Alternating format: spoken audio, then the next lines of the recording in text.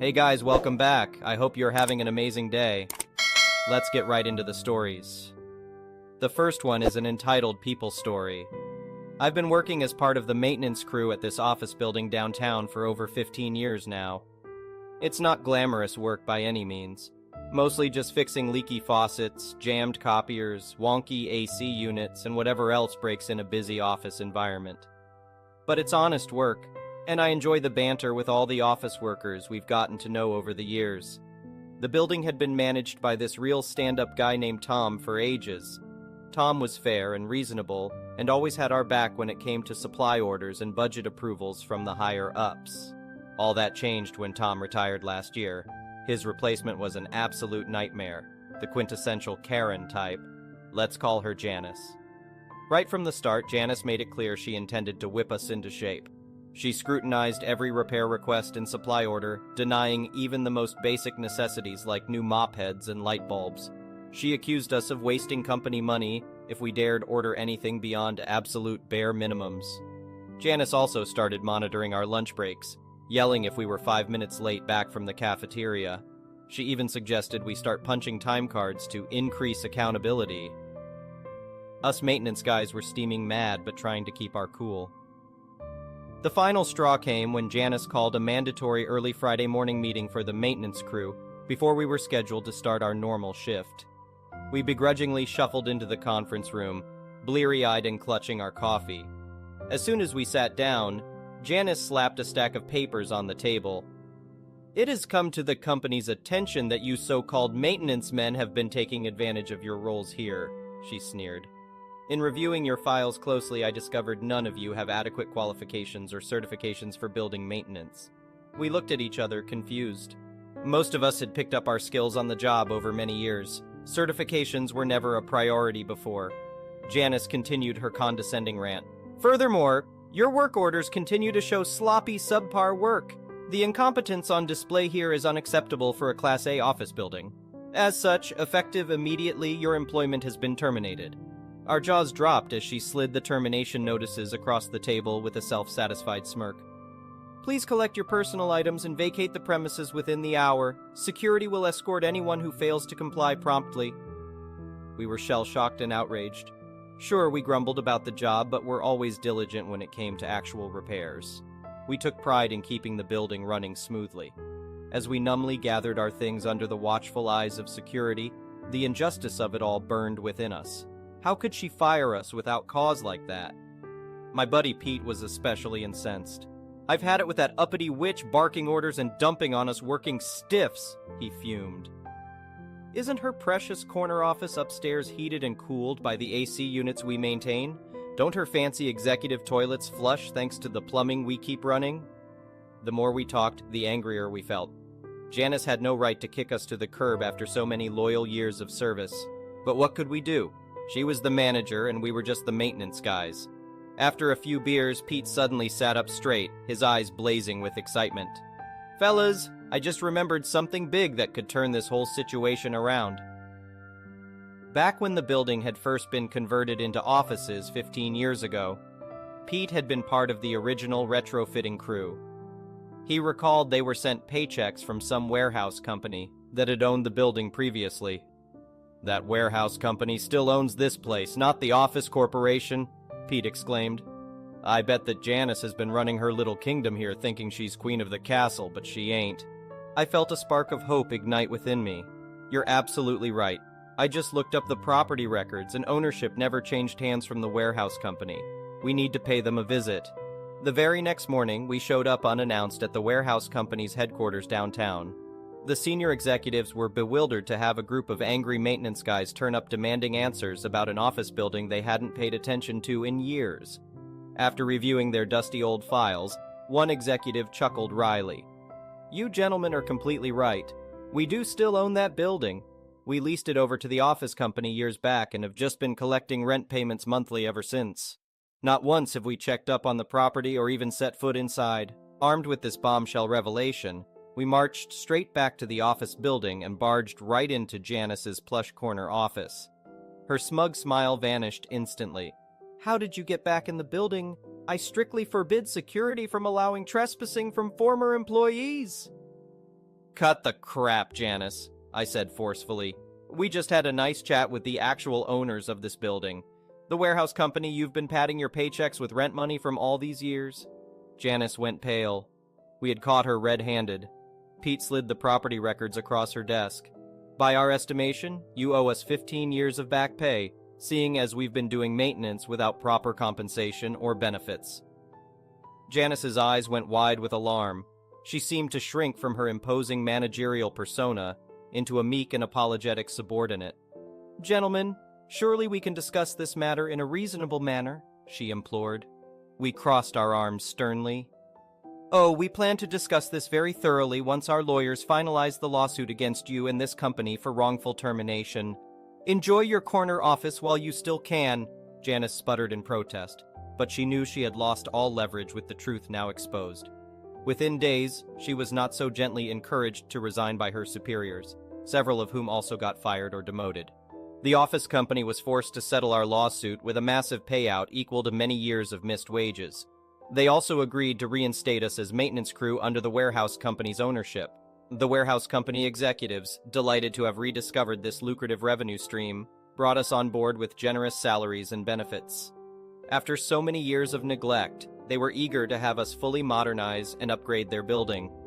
No expense was spared on tools, materials, and new equipment. These days, we stroll into the offices like kings. All the office workers greet us cheerfully, complimenting the building's revitalized aesthetics and functionality. As for Janice, her reign of terror is over. The last I heard, she's struggling to find work, having been blacklisted for her shady business dealings. For a pleasant change, justice was served. Our maintenance crew finally got the respect and compensation we deserve. The next one is a pro-revenge story. I used to have a veteran's disability pension, VDP, for a hearing defect. It's now merged with my state pension. It was small and back home was paid annually. However, I moved to the UK and this pension was still paid by my government, but now administered by the UK DWP, Department of Work and AMP Pensions, who paid it fortnightly. Some years ago, I was entitled to a disability allowance, DA, because of various issues. At the time, I was diagnosed with diabetes but was trying to control it with diet. So I got called into the local job center for an interview. Unfortunately, I had a Karen for an interviewer. I'm on the spectrum, but I'm high functioning. This means that I don't suffer fools gladly and I can be very rules-bound. Firstly, she questions why I hadn't declared the VDP as part of my earnings. I had, but it was in another part of the form. Then she said that I couldn't have diabetes because I wasn't taking any medicine, and as I was telling Porky's, she would not allow my claim. Now the DA claim had nothing to do with my diabetes. However, she was stupid to put in her letter of rejection that I hadn't diabetes because I wasn't taking any medicine for it. She also said that they would no longer pay my VDP. I sent a copy of the letter to my High Commission, who said don't worry, they would deal with it. I handed a copy of the letter to my doctor, who was incensed. She complained to the DWP asking about Karen's medical qualifications, so I got asked to have another interview about 1 p.m. on a certain day with the Karen. I said that I couldn't guarantee to attend on that day as I had another appointment that morning. The message back from the Karen was if I didn't attend, my claim would be refused. So going with the flow, I said that I would try to attend, but I might be a little late. So I have my morning appointment, go home, change, and toddle off to the job center. I get there on the dot of 1 p.m. only to find that the Karen had booked an interview room on the first floor instead of the ground floor. There is no lift. To cut a long story short, it took me nearly 15 minutes to haul my sorry ass up those stairs in the end, being helped by this guy in a suit who asked why I was trying to get to the first floor. I told him that I had an interview and that the Karen who was seeing me chose the room. So I get to the room and Karen says, "You are late. I am refusing your claim unless you have a very good reason." So I said to her, "Well, my day has been interesting. You were warned that I had an appointment this morning and because of it, I might be late." Karen: "I want you to tell me about this appointment and exactly what happened to make you late." Me: "I turned up at the appointment this morning, took my clothes off, and then had 2 nice young ladies slather my meat and 2 veg with lube. They then proceeded to do things to said meat and 2 veg. They then got me to lie down on my side facing the wall, and one of thee proceeded to stick her fingers up my ass." Karen: "How dare you talk such filth in front of me?" Your case is closed. Suit, who is listening out of sight.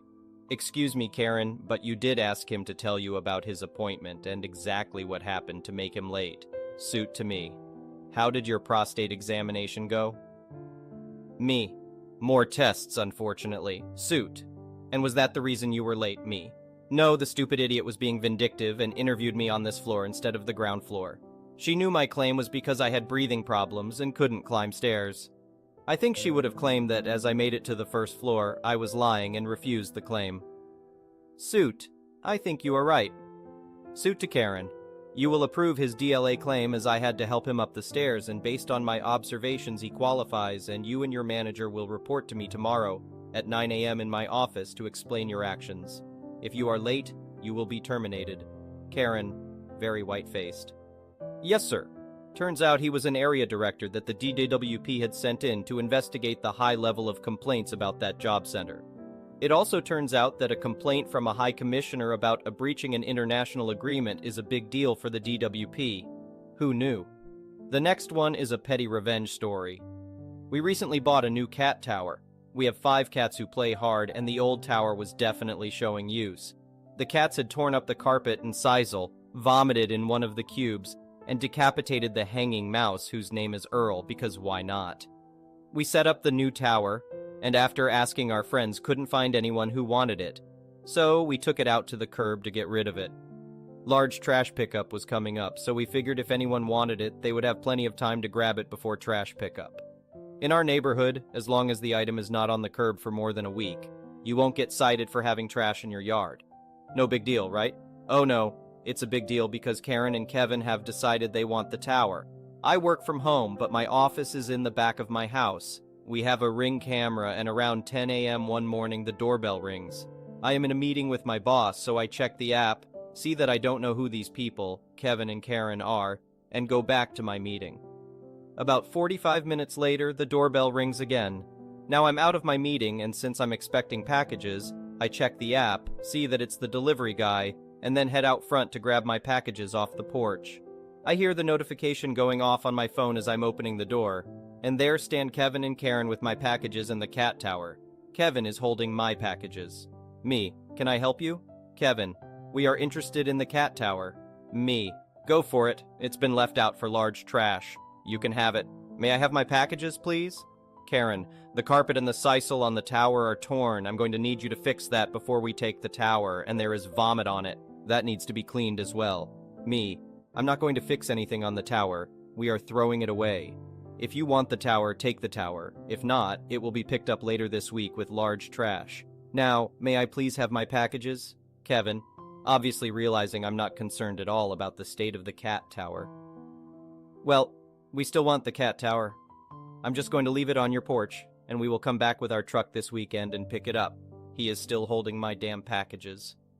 Me, that won't work for us. See, we are trying to get rid of the tower, and I don't want it on my porch, which is why it is on the curb. So if you want the tower and you aren't going to take it right now, I'm not going to hold it for you. Please give me my packages. About this time, my phone started ringing and I needed to get back to work. But I wasn't going to leave without my packages. Just as I'm about to get angry with these people, my retired military grizzled biker-looking neighbor pulls up in his pickup truck. He is a big pussy cat, but is very protective of us, and especially our 2 daughters. My neighbor calls over to me and starts heading over to where we are standing on my porch. I guess Kevin got nervous, so at that point he shoved my packages at me and then said, "We'll just leave the tower on the porch and we will pick it up when we can." Yeah, that's not going to work for me, and when Kevin and Karen walk off, I turned to my neighbor and asked him to help me carry the damn cat tower back down to the curb. A little while later, I had to run an errand, and when I got back, the stupid cat tower was back on my porch. Y'all, what the absolute stupid hell. My kid, F19, got back from class a little while later and asked why the cat tower is back on the porch.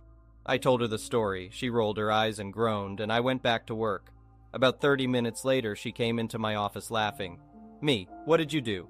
MK, took the cat tower back down to the curb. Me, how? That thing is heavy as hell. MK, it was really easy once I took it apart and put all the hardware in this Ziploc bag that accidentally fell into the trash can with the used cat litter. So if Kevin and Karen want the cat tower, it's still available. but they will have to go dumpster diving for the hardware. The next one is a malicious compliance story. A few years back, I worked on a relief crew on a drilling rig. The rig ran 24 hours a day with 3 shifts. Crews worked 6 days and then had 2 days off. My crew would replace a working crew so they could have their 2 days off. So we worked mornings for 2 days, then afternoons, and then nights. It was common to find someone to take a shift if you wanted an extra day off, but the replacement had to have the same abilities. A crew had a driller, derrick hand, motorman, chain hand, and floor hand. People started as floor hand, and as they learned, they would work their way up with more responsibility and more pay. Sometimes when someone changed companies, they might take a lower position, so it was common to have someone with derrick hand capabilities working as a motor or chain. In September, my wife asked about the chances of getting off for Christmas. I checked the calendar and my days off fell on December 24th and 25. Done deal, I have it scheduled off. Then I decided to sweeten the pot. I found a guy who would work December 22nd and 23 for me. I also found one who would work the 26 and 27. I took this to my driller who agreed they could work for me. With my 6 days off, I could drive 400 miles to visit family. Things looked pretty sweet, too sweet. The other guys on my crew were in the same position, so they all tried to find replacements, and 2 were successful. Unfortunately, the driller only had 3 other guys on the rig who could work for him, and none of them wanted to help. He got mad and said since he couldn't get the time off, none of us could have it off. I reminded him that he had already approved my time, and he said that was canceled, and if I didn't work on December 23rd, then I was a runoff MF, fired. I told him fine, I will work the 23rd, but that will be my last day of work. Consider this my 3-month notice. At work, not much was said for the next few weeks. Outside of work, I was networking and found another job I could start the first week of January. All was set. At the end of my shift on the 23rd, I emptied my work locker and said my goodbyes. The driller barely acknowledged me. I went home and drove to see family the next day. I spent a relaxing week there and then came back to start my new job. Around the end of January, I went to a friend's birthday party. There I saw one of my old crew. He asked me when I was going to go back to work. The driller thought I was just sulking around and would come crawling back soon. He never hired a replacement, and they had been working short-handed for over a month. I said he better hire somebody. I wasn't playing games, and when I said I quit, I meant it. The next one is an entitled people story. Over the years, I've longed to live in and raise my children and grandchildren in a safe, friendly, energetic, peaceful, clean neighborhood with good schools. I often pondered what it was like to live on the other side of the tracks, literally. On my way home from work, I'd veer off, redacted, through the neighborhoods of redacted, and imagine having a home here in this thriving neighborhood. It was always the trees for me. I earnestly believed one day I'd make it happen. Unfortunately, I haven't. I've worked my tail off and managed my way through many, many obstacles, but haven't hit that pinnacle. I do well for myself and live a well-rounded, happy life. And am uber grateful for what I have. I just don't think I will ever be able to afford a home in this neighborhood on one income, especially with the market the way it is and no end in sight unless something marvelous happens. Therefore, I am reaching out to the community to find out if there is anyone out there who would like to donate a home to me or sell me one at a ridiculously low sale price. I know, the audacity, but there are those with abundance looking to bless someone. I see it every day. I even participate where I can. I promise to be a good neighbor and to love it and appreciate it for the rest of my life. I realize this is a radical idea, but who knows what's out there. Someone's that has way more than enough and would love to pass their home on to someone who simply asked, has two and is ready to move to their warm weather home and doesn't need to turn a profit, is just plain sick of humans and is going off grid, just wants to pay it forward or could write it off. Bought a fixer-upper and life changed. I'm very handy. I am getting older though. Just hit the Powerball and is leaving everything behind. Maybe you know someone with a home elsewhere, in a community just as lovable. Please do pass the letter on, you never know. So here I am asking. My dad always said, a closed mouth doesn't get fed. I'm currently renting in, redacted, and I love it, with the constant increase in rent that may not last much longer. I've worked for redacted for almost 20 years. Well, when I started passing out this letter I did, unfortunately I was part of their layoffs this week. I've attended a women's group in Redacted for 15 years as well, all reasons I have intentionally left my name out of this, hoping to save face for now. I made an email for responses to this letter. Please no hurtful or hateful messages. I've seen the nasty comments on the forums, and I assure you I am a good person with a good heart and good intentions. I will provide you with my full name, address, references, background check, no resale contract. You name it should you find interest in my request. Otherwise, thank you for simply reading my letter.